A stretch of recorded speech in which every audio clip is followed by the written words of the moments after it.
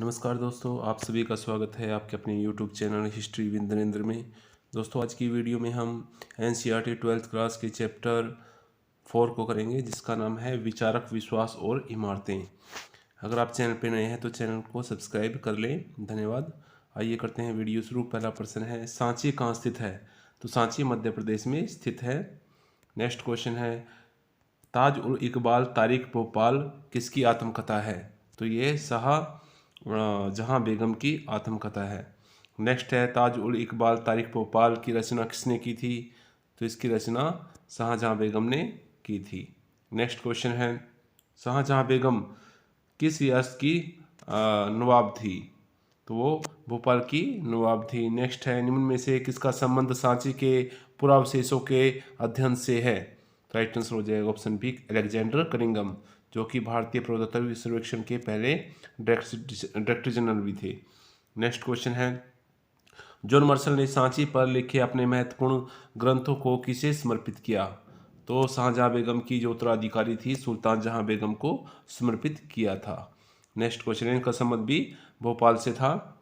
Next question है, कौन सा विकल्प सही है?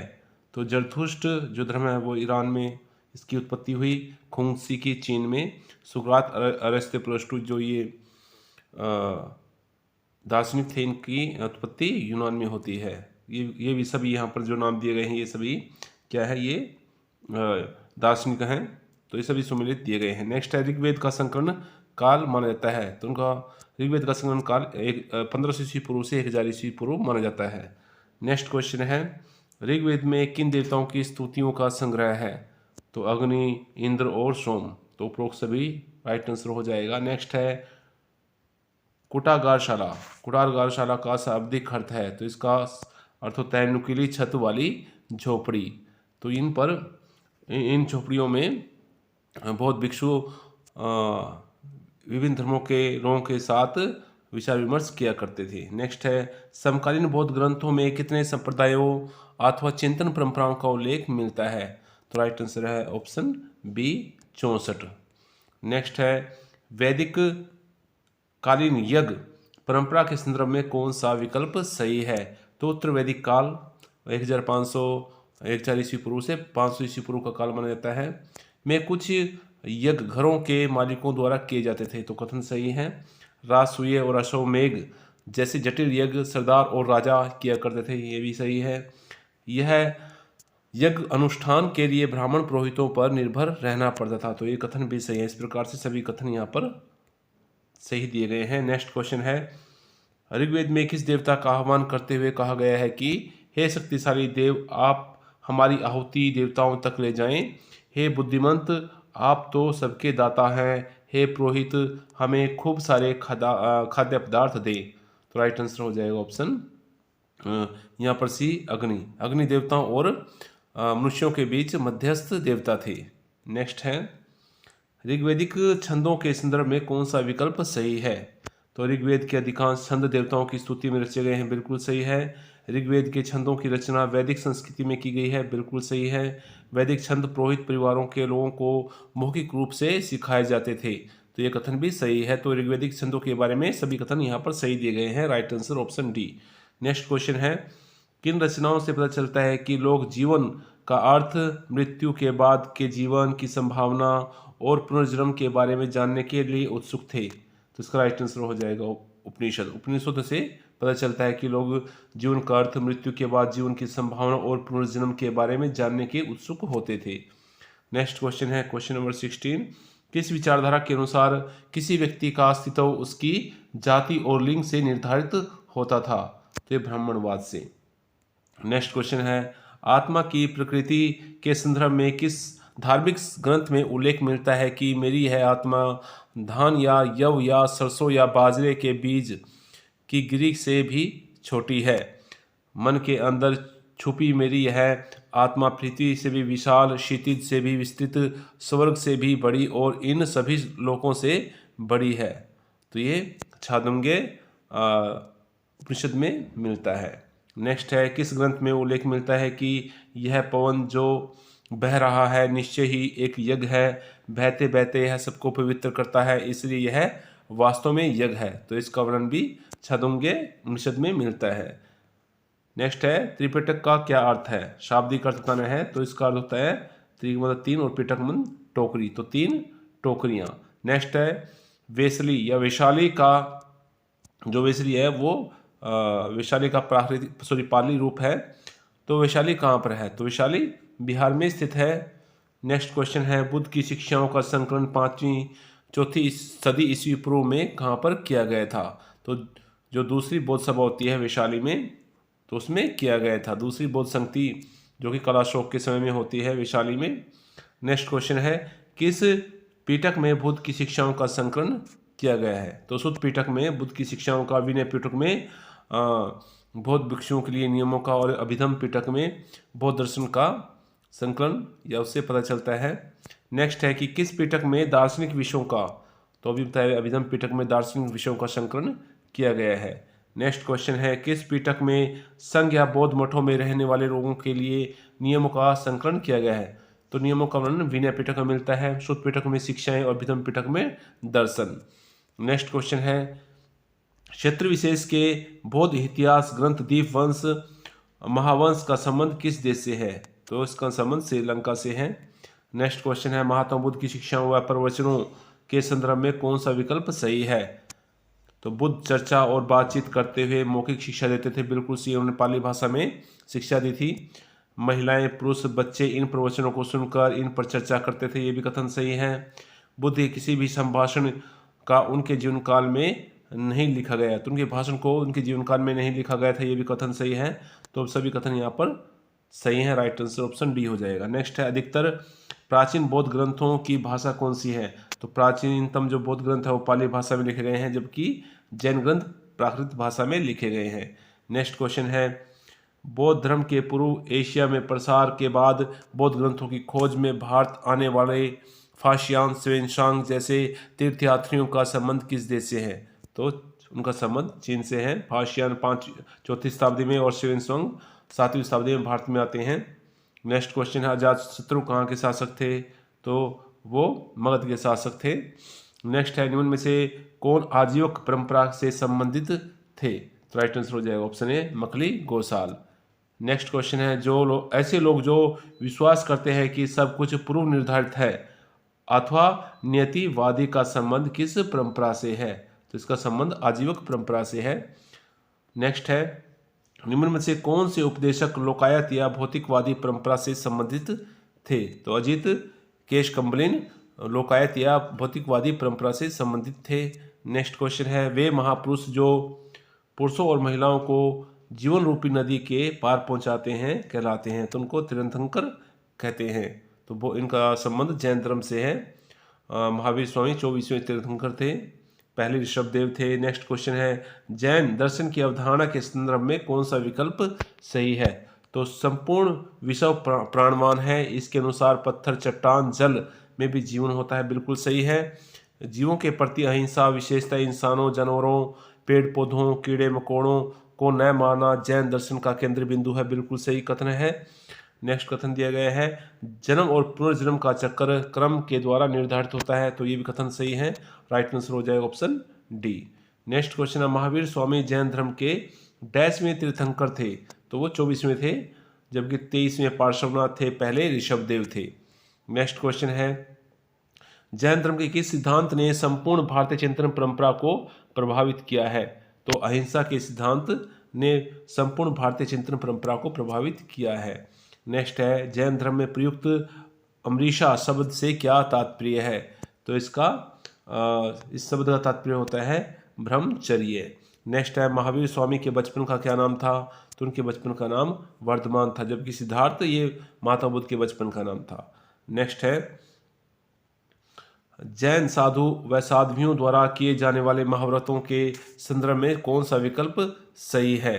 तो अहिंसा, सत्य, ब्रह्मचर्य, अस्तेय, अपरिग्रह, धन का संग्रह नहीं करना, सभी कथन यहाँ पर यह विकल्प सही दिए गए हैं। ये 5 महाव्रतों में आते थे सभी। नेक्स्ट है निम्न में से कौन सा विकल्प सही सुमिलित है? तो विनय पिटक संघ या बौद्ध मठों में रहने वाले लोगों के लिए नियमों का संग्रह, बिल्कुल सही है। अभिधम पिटक दार्शनिक विषयों का संकलन, ये भी सही है। सुत्त पिटक बौद्ध की शिक्षाओं का संकलन है, ये भी सही है। राइट आंसर ऑप्शन डी हो जाएगा।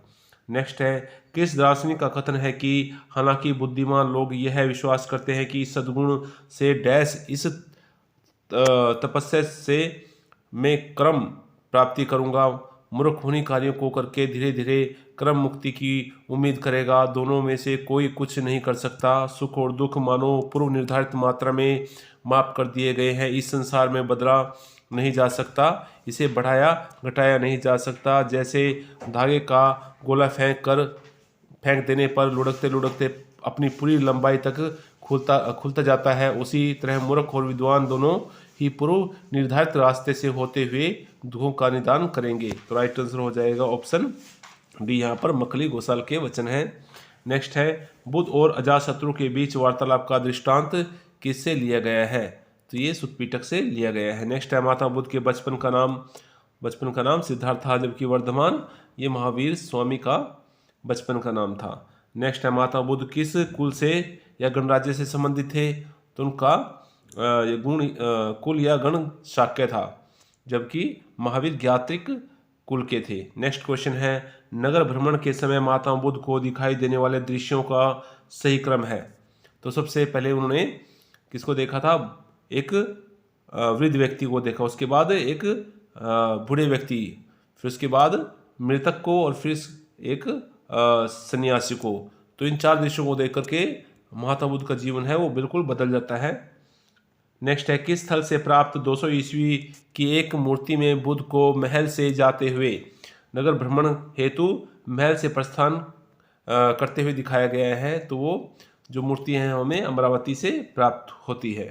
नेक्स्ट है, किसने समाज को ईश्वर की बजाय इंसानों से निर्मित माना है? तो महात्मा बुद्ध के अनुसार जो समाज है वो ईश्वर की बजाय मनुष्यों के द्वारा बनाया गया है। नेक्स्ट क्वेश्चन है, किसने अपने शिष्यों को अंतिम निर्देश देते हुए कहा था कि तुम सब अपने लिए खुद ही ज्योति बनो, क्योंकि तुम्हें खुद ही अपनी मुक्ति का रास्ता ढूंढना है? तो ये अंतिम संदेश था महात्मा बुद्ध का अपने शिष्यों के प्रति। नेक्स्ट है, बौद्ध ग्रंथ अनुसार किसके आग्रह पर बुद्ध ने बौद्ध संघ में महिलाओं के प्रवेश हेतु अनुमति प्रदान की थी? तो उनकी जो मौसी थी महाप्रजापति गौतमी, उनके आग्रह पर उन्होंने महिलाओं को बौद्ध संघ में शामिल किया था। नेक्स्ट है, बौद्ध संघ में प्रवेश पाने वाली प्रथम भिक्षुणी कौन थी? तो उनकी मौसी या महात्मा बुद्ध की मौसी महाप्रजापति गौतमी थी। नेक्स्ट है, बौद्ध धर्म में ऐसी महिलाएं जिन्होंने निर्वाण प्राप्त कर लिया हो कहलाती हैं? तो उनको थेरी कहते थे। तो थेरियों की जो कहानियाँ वो हमें थेरीवाद में मिलती हैं, जो कि सुत्त पिटक का एक भाग है। नेक्स्ट है, थेरी गाथा किस बौद्ध ग्रंथ का हिस्सा है? अभी मैंने बताया कि सुत्त पिटक का हिस्सा है। नेक्स्ट क्वेश्चन है, क्वेश्चन नंबर 53, थेरी गाथा के संदर्भ में कौन सा विकल्प सही है? तो इसमें भिक्षुणियों द्वारा रचित छंदों का संकलन किया गया है, बिल्कुल सही है। इससे महिलाओं के सामाजिक और आध्यात्मिक अनुभवों के बारे में अंतर्दृष्टि मिलती है, बिल्कुल सही है। इससे पुन्ना नामक दासी जो अपने मालिक के घर के लिए प्रतिदिन सुबह नदी का पानी लेने जाती तथा नित्य नदी में स्नान करते हुए ब्राह्मण के मध्य वार्तालाप का रोचक वर्णन मिलता है। तो सभी कथन यहाँ पर सही दिए गए हैं। नेक्स्ट है, जल ले जाने वाली स्त्री थेरी गाथा में उल्लेखित पुन्ना दासी की प्रतिमा कहाँ से प्राप्त हुई है? तो ये मथुरा से प्राप्त हुई है। नेक्स्ट है, बुद्ध के जीवन काल और उनकी मृत्यु के बाद भी बौद्ध धर्म का तेजी से फैलने का सर्वप्रमुख कारण था? तो लोगों को समकालीन धार्मिक प्रथाओं से असंतुष्ट होना, बिल्कुल सही है। बौद्ध शिक्षाओं में जन्म आधारित श्रेष्ठता की बजाय अच्छे आचरण और मूल्यों को महत्व दिया जाना, ये भी कथन सही है। बौद्ध धर्म में खुद से छोटे और कमजोर लोगों की तरफ मित्रता और करुणा भाव को महत्व देना, तो सभी कथन यहाँ पर सही दिए गए हैं। राइट आंसर ऑप्शन डी हो जाएगा। नेक्स्ट है, भिक्षुओं और भिक्षुणियों के लिए नियमों का संकलन किस ग्रंथ में मिलता है? तो अभी मैंने बताया विनय पिटक में मिलता है, जबकि सुत्त पिटक में शिक्षाएं और अभिधम पिटक में बौद्ध धर्म का दर्शन मिलता है। नेक्स्ट है, बौद्ध संघ नियमानुसार किसी भिक्षु द्वारा बनाए गए नए कंबल अथवा गलीचे का प्रयोग उसे कम से कम कितने वर्षों तक करना पड़ेगा? तो उसको इस गलीचे या कंबल का प्रयोग लगभग 4 साल तक करना होता था। नेक्स्ट है, बौद्ध धर्म में किस स्थिति में अपराध स्वीकरण का प्रावधान है? तो भिक्षु द्वारा किसी गृहस्थ के घर से 2 से 3 कटोरे अधिक पके अनाज का भोजन स्वीकार करना, ये भी कथन सही है। संघ के किसी विहार में ठहरकर प्रस्थान से पूर्व भिक्षु द्वारा अपने द्वारा बिछाए गए बिस्तर को बिना समेटे या समेटवाए या बिना विदाई लिए जाना, ये भी यहाँ पर सत्य दिए गए हैं।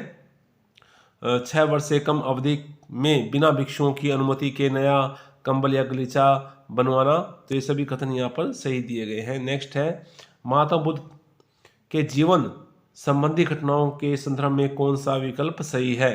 तो जन्म लुम्बिनी में हो, बिल्कुल सही है। ज्ञान प्राप्ति बोध गया में हुई थी, प्रथम उपदेश सारनाथ में दिया था और मृत्यु कुशीनगर में हुई थी, तो सभी कथन यहाँ पर सही दिए गए हैं। Right answer option D.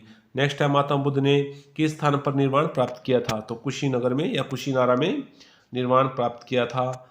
Next question है किस शासक ने बुद्ध के समय से लगभग 200 वर्षों बाद अपनी लुम्बिनी यात्रा की याद में एक स्तंभ बनवाया था?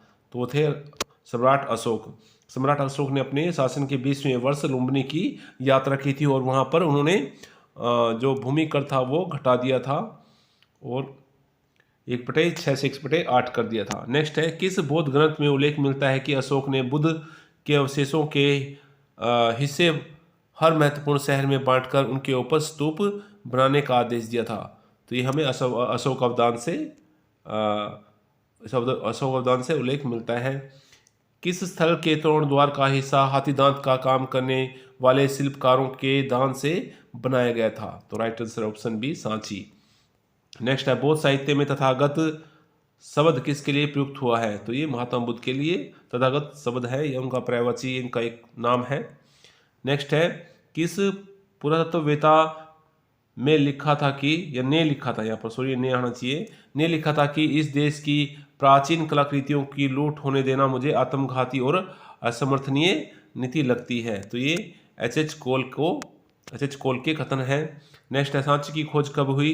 राइट आंसर हो जाएगा ऑप्शन बी 1818 में।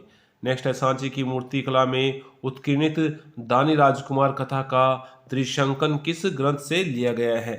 तो ये वेशांतर जातक से लिया गया है। नेक्स्ट है गुफा चित्रकारी हेतु प्रसिद्ध स्थल अजंता कहाँ स्थित है? तो अजंता महाराष्ट्र में स्थित है, अजंता अलोरा।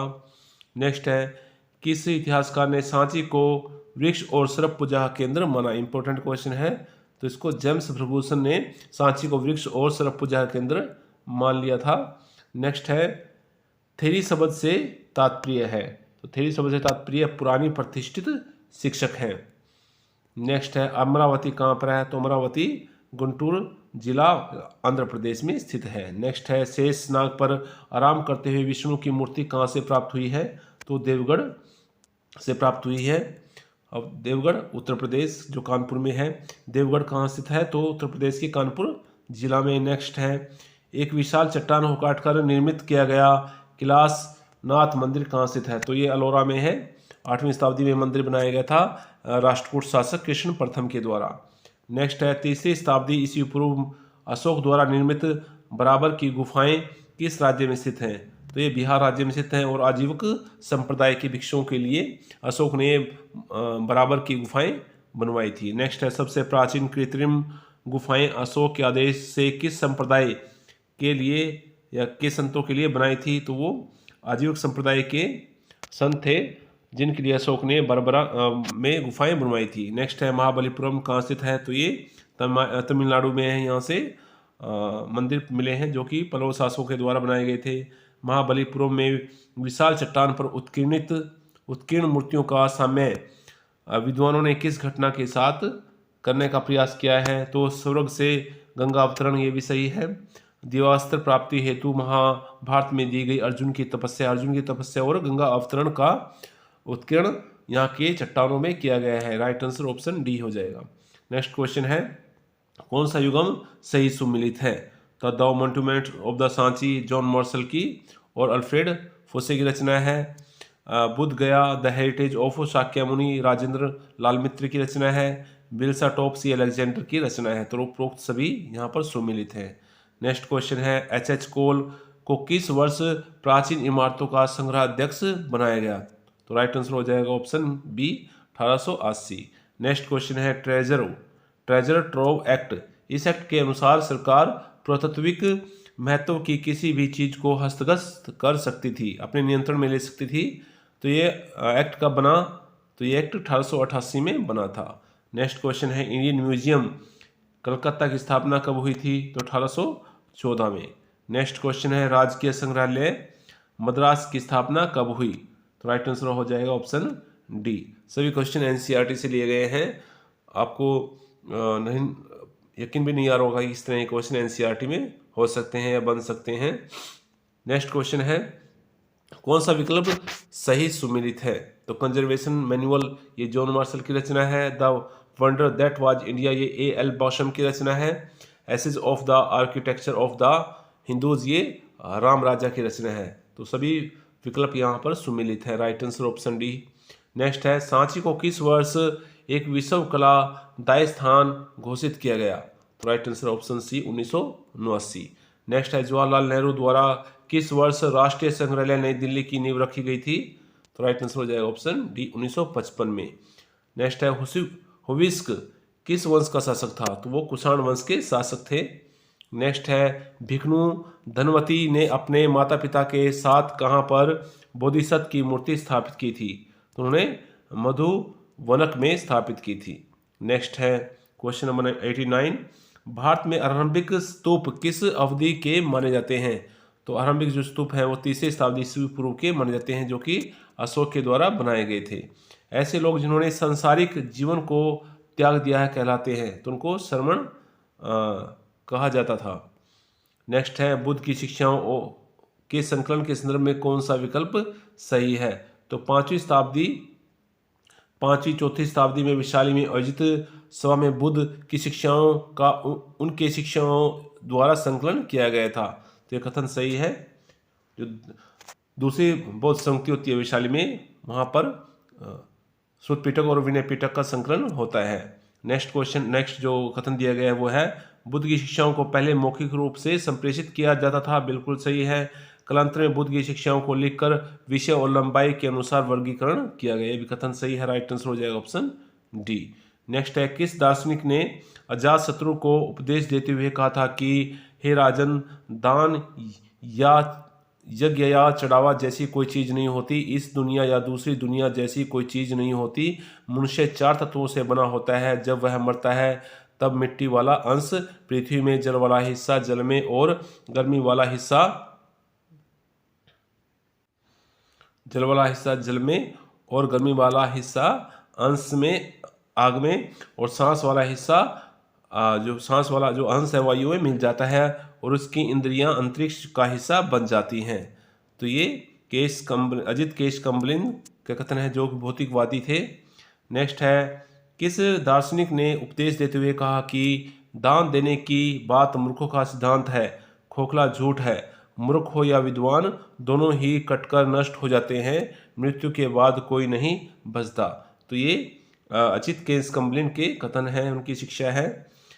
महारानी कमलावती द्वारा अपने पति को संन्यास लेने के लिए तैयार करने की घटना का उल्लेख किस ग्रंथ में मिलता है? तो इस घटना का उल्लेख उत्तरायधन सूक्त में मिलता है। नेक्स्ट क्वेश्चन है संत चरित्र।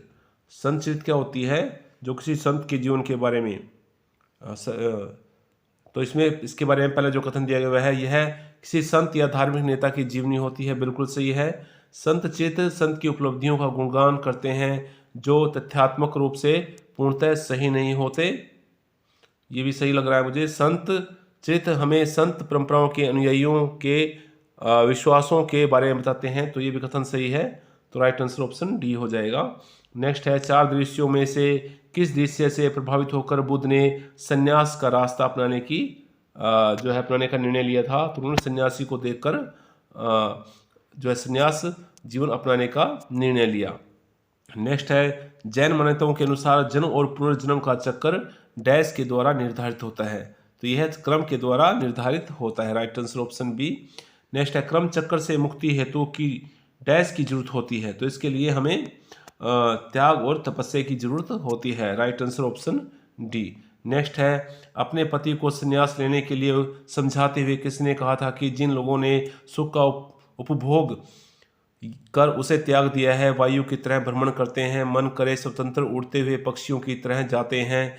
इस विशाल राज्य का परित्याग करो, इंद्रिय सुखों से नाता तोड़ो, निष्काम अपिग्रही बनो, तत्पश्चात तेज में हो तपस्या करो। तो यह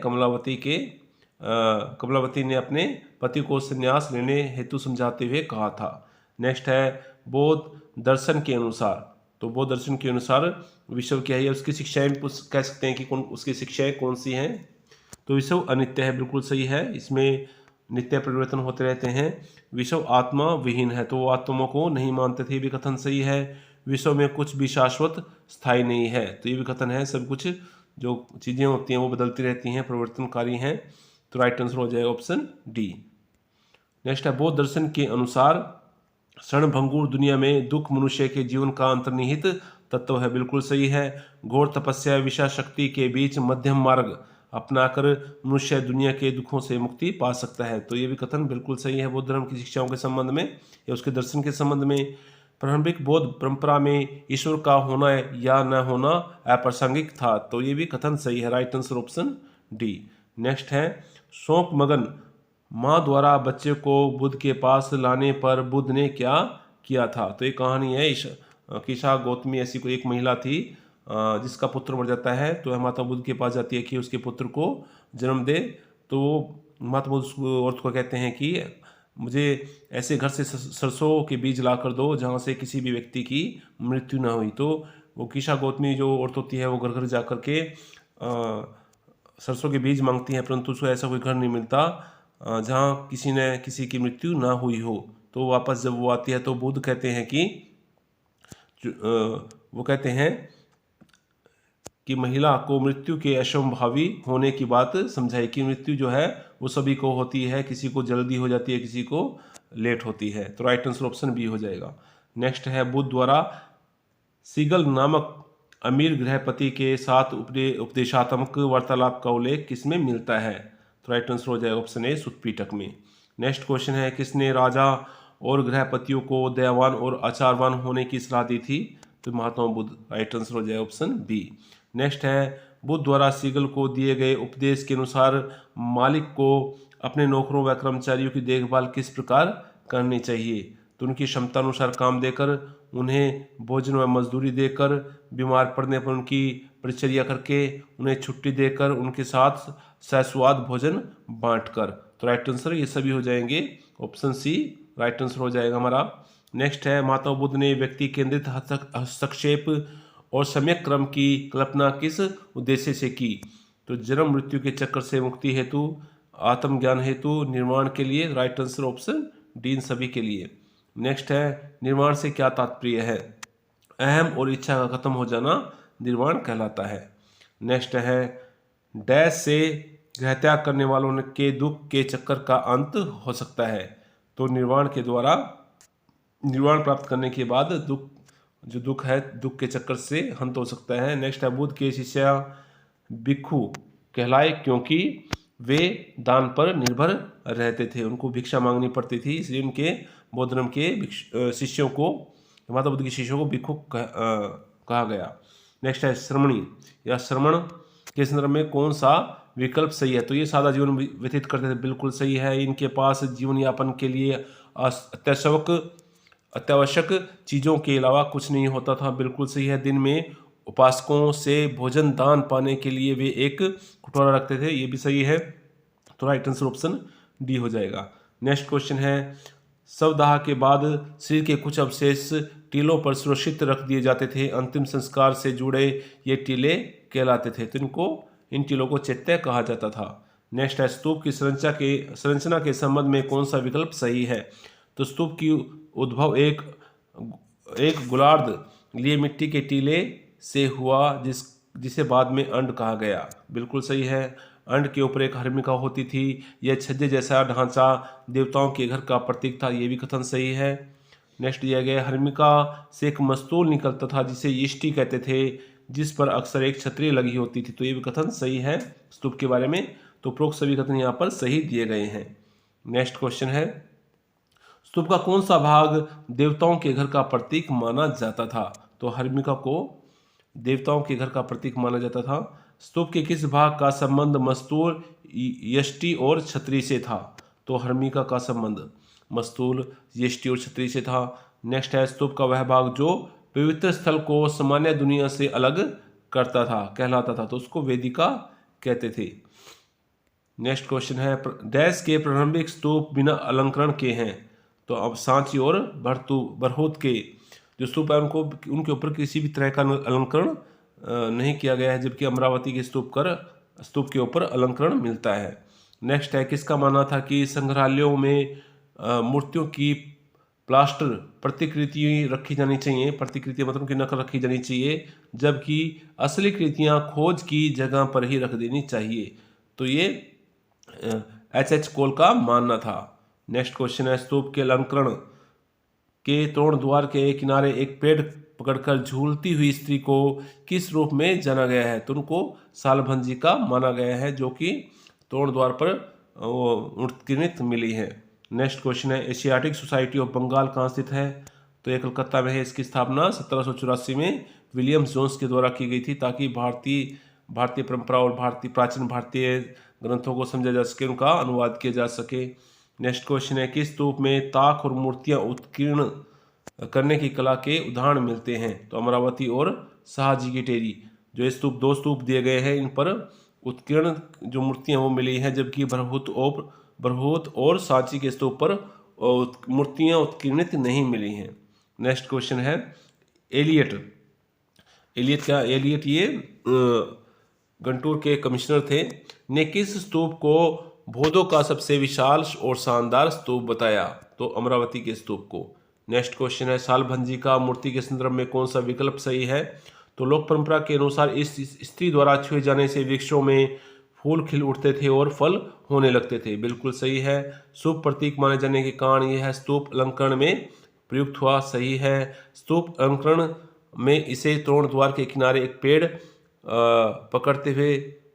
पकड़कर झूलते हुए दिखाया गया है, ये भी सही है। तो राइट आंसर ऑप्शन डी हो जाएगा। नेक्स्ट क्वेश्चन है सांची स्तूप पर उत्कीर्णित किस पशु को शक्ति और ज्ञान का प्रतीक माना जाता था? तो राइट आंसर हो जाएगा ऑप्शन बी हाथी। नेक्स्ट क्वेश्चन है सांची स्तूप पर उत्कीर्णित पशुओं के संदर्भ में कौन सा विकल्प सही है?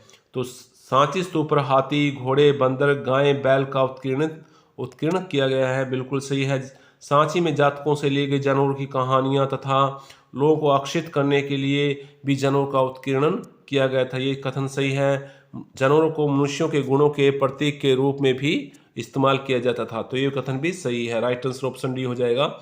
नेक्स्ट है किसने कहा कि पानी में नहाने से बुराई से मुक्ति मिलती है? तो सारे मेंढक, कछुए स्वर्ग जाएंगे, साथ में पानी के सांप और मगरमच्छ भी, इसके बदले वे कर्म न करें जिनका डर आपको पानी की ओर खींचता है। तो ये पुन्ना का कथन है। नेक्स्ट क्वेश्चन है महात्मा बुद्ध ने अपना प्रथम उपदेश कहाँ पर दिया था? तो उन्होंने सारनाथ में अपना प्रथम उपदेश दिया था, जबकि सबसे ज़्यादा जो वर्षावास है वो श्रावस्ती में और ज्ञान उनको बोध गया प्राप्त हुआ था। दूसरी बोध संगति वैशाली में हुई थी। तो राइट आंसर यहाँ पर दिया गया है सारनाथ। नेक्स्ट क्वेश्चन है अजंता के चित्रों के संदर्भ में कौन सा विकल्प सही है? तो अजंता के चित्र जातकों की कथाओं को दिखाते हैं, बिल्कुल सही है। अजंता के चित्रों में राज दरबारी जीवन, शोभा यात्राएं, काम करते हुए स्त्री पुरुष और त्योहार मनाने के लिए चित्र दिखाए गए हैं, बिल्कुल सही है। अजंता के चित्रों में त्रिविम रूप देने के लिए कलाकारों ने आवाभेद तकनीक का प्रयोग किया है, बिल्कुल सही है। राइट आंसर ऑप्शन डी, सभी कथन सही है। नेक्स्ट है सांची स्तूप पर उत्कीर्णित कमल दल व हाथियों के बीच स्थित महिला का साम्य किसके साथ किया जाता है? तो ये गजलक्ष्मी के साथ इसका साम्य किया जाता है। नेक्स्ट है बुद्ध और बोधिसत्वों की मूर्ति पूजा किस परंपरा की महत्वपूर्ण देन मानी जाती है? तो ये महायान में मूर्ति पूजा होने लगी थी, जबकि हीनयान में मूर्ति पूजा नहीं होती थी। और तो नेक्स्ट क्वेश्चन है महायान परंपरा के अनुसार तो इसमें महात्मा बुद्ध को मुक्तिदाता मतलब एक देवता के रूप में देखा गया, राइटर है बिल्कुल। इसमें बोधिसत्वों को परम करुणा में जीव माना गया जो अपने सत्कार्यों से पुण्य कमाते थे, बिल्कुल सही है। इसमें महात्मा बुद्ध की मुक्तिदाता के रूप में कल्पना की गई, ये भी कथन सही है। राइट आंसर ऑप्शन डी हो जाएगा। सभी कथन महात्मा बुद्ध के बारे में सही दिए गए हैं। नेक्स्ट है हीनयान बौद्ध परंपरा के अनुसार तो इसमें निब्बान या निर्वाण के लिए व्यक्तिगत प्रयास को विशेष महत्व दिया गया, बिल्कुल सही है। इसमें बुद्ध को एक मनुष्य की तरह समझा गया और मुक्तिदाता नहीं। बिल्कुल सही है। इसके अनुसार बुद्ध ने व्यक्तिगत प्रयासों से प्रबोधन मतलब ज्ञान और निर्वाण प्राप्त किया। ये भी सही है। Right answer option D. Next question है किस थोड़ी विष्णु का बड़ा अवतार जिसमें उन्हें पृथ्वी को बचाते हुए दिखाया गया है 6ठी सदी की है प्रतिमा कहाँ से प्राप्त हुई है? तो ये ऐहोल से प्राप्त हुई है। ऐहोल को मंदिरों का नगर भी कहा जाता है। नेक्स्ट क्वेश्चन है 10 अवतार की संकल्पना किस परंपरा से संबंधित है? तो ये वैष्णव से संबंधित है। तो विष्णु के 10 अवतार, इसमें उनका वर्णन किया जाता है 10 अवतारों में। लिंगोपासना किस धार्मिक परंपरा से संबंधित है? तो ये शैव धर्म में लिंग की पूजा करते हैं। नेक्स्ट है एक प्रकार की आराधना जिसमें एक विशेष देवता की पूजा को खास महत्व दिया जाता है तथा उपासना और ईश्वर के बीच का रिश्ता प्रेम और समर्पण का रिश्ता माना जाता है को कहते हैं। तो इसको भक्ति कहते हैं। राइट आंसर ऑप्शन बी हो जाएगा। नेक्स्ट है ऐहोल कहाँ है? तो ऐहोल कर्नाटक में है।